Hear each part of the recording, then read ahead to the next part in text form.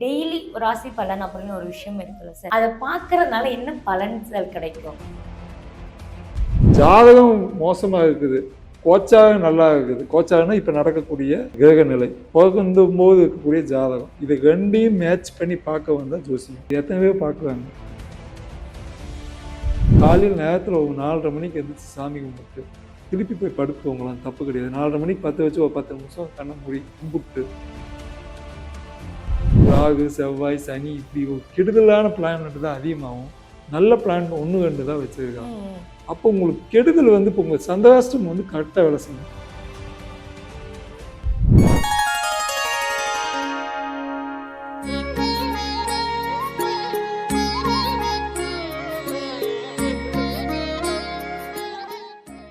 Daily ராசி பலன் அப்படின்னு ஒரு விஷயம் இருக்குல்ல சார், டெய்லி ஒரு நியூஸ்ல ஆச்சும் இல்லை மீடியால ஆகட்டும், பேப்பர்ல அது மாதிரி நிறைய இன்னைக்கு இதுதான் நடக்கும் அப்படின்னு சொல்றாங்கல்ல, அதை பார்க்கறதுனால என்ன பலன்கள் கிடைக்கும்? முதலுங்க அப்படிதான் எல்லாம் சொல்லிட்டு இருந்தீங்க எல்லா சேனல்லையும். நான் ஒருத்தன் தான் ஓப்பன் பண்ணேன். அப்படியெல்லாம் சொல்லக்கூடாது, அனுபவத்தை சொல்லுவோம் அப்படின்னு. அதுக்கு முன்னாடி எங்கிட்டயே வருவாங்க, சார் இந்த டெய்லி பலன் சொன்னீங்கன்னா, வார பலன் சொன்னீங்கன்னா, மாத பலன் நம்ம எடுத்து போட்டோம்னா, ஒன்று போட்டிருக்கேன், பழைய வீடியோ போய் பார்த்தீங்கன்னா மாத பலன் போட்டிருக்கேன். அதில் இன்னொன்று சொல்லுவாங்க, சார் நெகட்டிவாக சொல்லிடாதீங்க சார், எல்லாம் பாசிட்டிவாகவே சொல்லுங்கள். இன்டர்வியூ எடுக்க வந்தாரு நெகட்டிவாக சொல்லக்கூடாது சார். என்ன சார் சொல்றீங்க? மக்கள் பார்க்க மாட்டாங்க சார், அது திட்டுவாங்க சார். முதல்ல வந்து பொது பலன், அது பொது பலன் தான். யாருமே ஆரம்பிக்கும் போது அப்படி சொல்றாரு, பொது பலன் இது வந்து பெருசா வந்து இருக்காது. ஆனால் ஒருத்தனுக்கு ரொம்ப கெட்ட நேரம் இருக்குது, இப்போ கெட்ட நேரம் அவனுக்கு வச்சு செய்யும். ஒருத்தனுக்கு ஜாதகமே தப்பா இருக்குது, தோஷம் மிகப்பெரிய தோஷத்தில் இருக்குது. அவன் வந்து ராகு வந்து தோஷம் பெற்று, ராகு திசை நடந்து, ராகு சுயபத்தி நடந்து, ராகு இப்ப போய் மீனத்தில் உட்காந்து காலி. அதுதான் உச்சகட்டம். கோச்சார பலன் எதுக்கு சொல்றான்னா, இப்ப குரு எங்க இருக்கு? மிதுன வீட்டுல உட்காந்துட்டு இருக்கான். அப்ப மிதுன ராசிக்காரங்களுக்கு ஜென்மத்துல குரு வைங்களேன், ஜென்மத்துல குரு இப்ப போயிட்டு இருக்குது. இப்ப மிதுன ராசிக்காங்க அந்த 3 நட்சத்திரக்காரங்களுக்கு ஏதாவது ஒரு திசையில சுயபுத்தி நடக்குது, ஜாதகமே காலசர்ப்ப தோஷம் பெற்றிருக்குது. இப்போ அவனை பெண்டை கழட்டும். மிதுன ராசிக்காரனுக்களை பொதுவாகவே கழட்டும், அதிகமான பெண்டை கழட்டும். இப்போ போய் மிதுன ராசிக்காரங்களுக்கு யோகம் வரும்.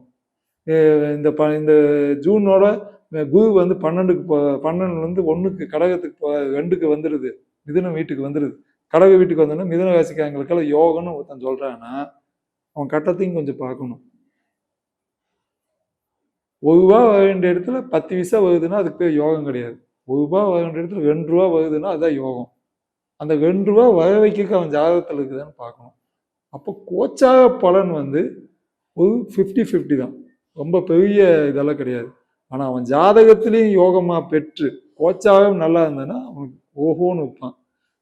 ஜாதகம் மோசமாக இருக்குது, கோச்சாகம் நல்லா இருக்குது. கோச்சாகம்னா இப்போ நடக்கக்கூடிய கிரக நிலை, பிறக்கும் போது இருக்கக்கூடிய ஜாதகம், இது ரெண்டையும் மேட்ச் பண்ணி பார்க்க வந்தால் ஜோசியம். இது எத்தனை பேர் பார்க்குறாங்க? அதனால இதெல்லாம் மக்கள் பேசணும். இந்த சேனல் கேள்வி உங்களுக்கு நீங்கள் அது கேட்டதுனாலதான் ஓகே, இது நம்ம நல்ல கொஸ்டின், இது அருமையான கொஸ்டின் மக்களுக்கு போய் சேரணும். நிறைய பேருக்கு அந்த கன்ஃபியூஷன் இருக்குது. கேலண்டர் கிழிச்சு இன்னைக்கு முயற்சி, அவ்வளவுதான். இன்னைக்கு வந்து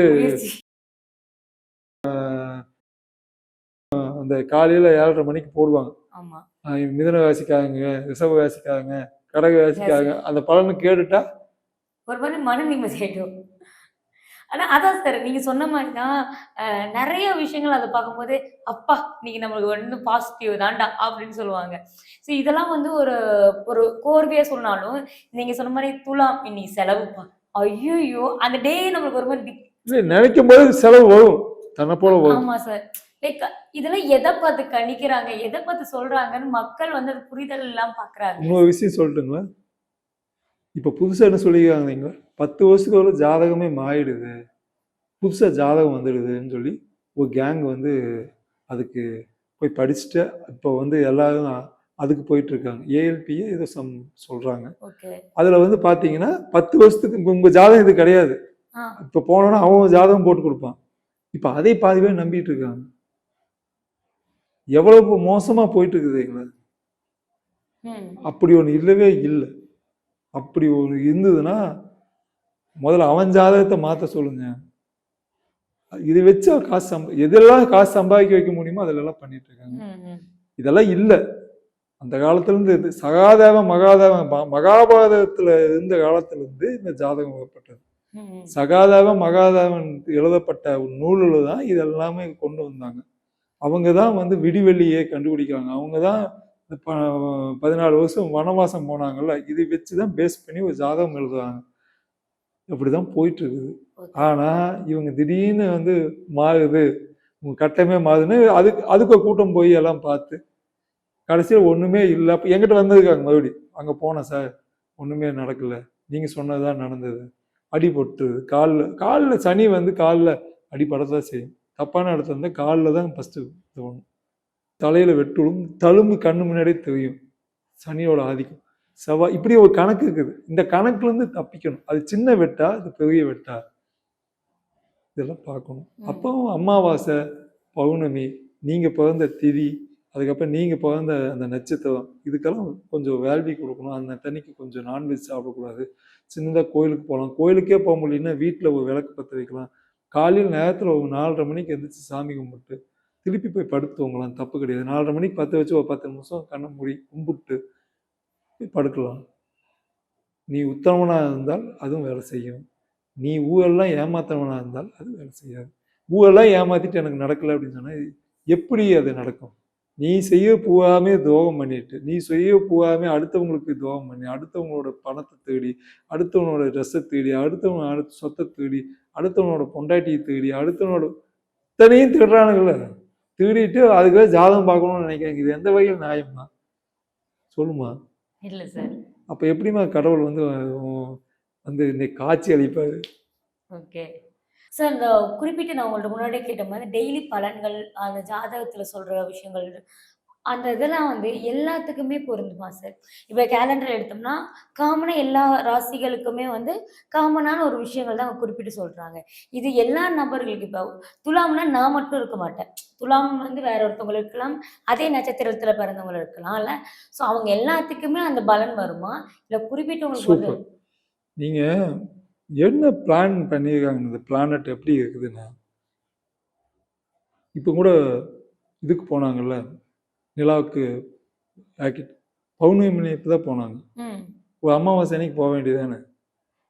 பௌர்ணமி வர காலத்துல தான் போனாங்க. அங்க அந்த நிலாவுக்கு போகும்போது பௌர்ணமி காலமா இருந்தது. எதுக்கு சொல்ல வரேன்னா, இந்த பிளானட் என்ன பண்ணியிருக்குதுன்னா, கெடுதலை ரொம்ப அதிகமாகவும் நல்லதை ரொம்ப கம்மியாகவும் தான் இருக்குது. உங்களுக்கு நல்லது நடக்கணும்னா நிறைய ஆப்ஷன், நிறையா கேள்விகள்.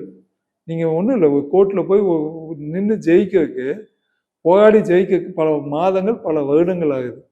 ஆனா ஒருத்தனை தூக்கு தண்டனையோ, ஒருத்தனை மரண தண்டனையோ, இல்லை வந்து ஒருத்தனை கெடுதல் ஆகிறதுக்கு 5 நிமிஷத்துல உன்னை கூட்டிட்டு போய் நீ நல்லவனா கெட்டவனா நிறுவின்னு சொல்லி நீ அங்க போயிடு, நீ நல்லவனா கெட்டவனு கோர்ட் சொல்லட்டும்னு சொல்லிடுது. இங்கேயே சட்டத்திலேயே இங்கேயே பார்த்து சொல்லிக்கலாம், ஆனா சொல்லக்கூடாது. அதே மாதிரிதான் பிளானட்லயும் அதிகமான பிளானட் வந்து ராகு, செவ்வாய், சனி, இப்படி ஒரு கெடுதலான பிளானட் தான் அதிகமாகும். நல்ல பிளானட் 1, 2 தான் வச்சிருக்காங்க. அப்போ உங்களுக்கு கெடுதல் வந்து இப்போ உங்க சந்திராஷ்டிரம் வந்து கரெக்டா வேலை செய்யும்.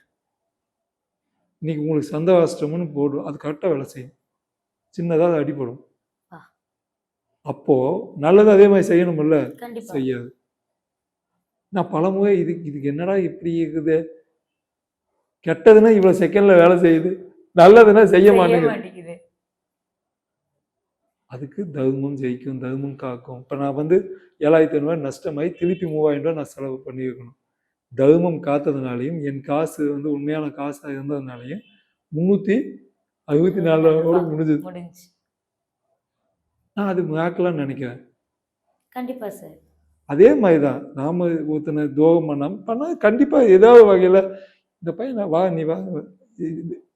சினிமாவில் அப்படிதான் நடந்தது. நான் ஒருத்த கூட்டிட்டு போயிருந்தேன் அவங்க நடிக்க வைக்கிறதுக்கு. கூட நான் நடிச்சது நீ என்ன ட்ரைனிங் எடுத்துட்டு இருக்க, நீ ஏதாவது நடிச்சு காட்டுன்னு சொல்றாங்க, நடிச்சு காட்டு, நல்லா நடிக்கான்னு சொல்லிட்டு அதுதான் பையா படத்தில் நான் நடிச்சது.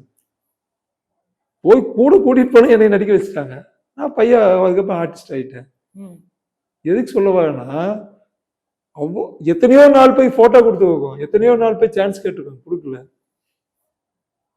அழுக்கு ட்ரெஸ்ஸோட போய் நின்று சும்மா கூட போனேன். மணலெல்லாம் தட்டி விட்டு ஒரு பாதுகாப்புக்காக போன இடத்துல எனக்கு கிடைச்சது. ம்.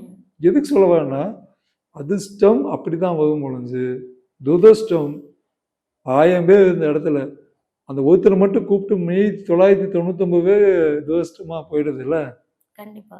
அதுக்கு நிறைய நாம போய் தேட ஆரம்பிக்கணும். ம். ஏன் ரஜினி சார் வந்து இப்ப வரைக்கும் போய் கோயில் குளத்துல சொல்ற இடமெல்லாம் போய் யோகி காலையெல்லாம் எதுக்கு உலகம்னா, நான் இந்த அளவுக்கு வந்தது பெரிய விஷயம். சாதாரண விஷயம் கிடையாது. எனக்கு ஆயிலி பணத்தையும் கொடுத்து, பேர் கொடுத்து, புகழ் கொடுத்து, எல்லாம் கொடுத்து, ஆயிலையும் கொடுத்தாரு. என்னைக்கோ அவர் போக வேண்டியது. அந்த ஒரு பிரச்சனை அந்த ஹார்ட் போய் ஆமா. போனாரு. அப்பவே போக வேண்டியது. உயிர் போய் திருப்பி வந்திருக்காரு. அப்பவே அவருக்கு இன்னும் பயங்கரமான ஒரு மனசு வந்தது.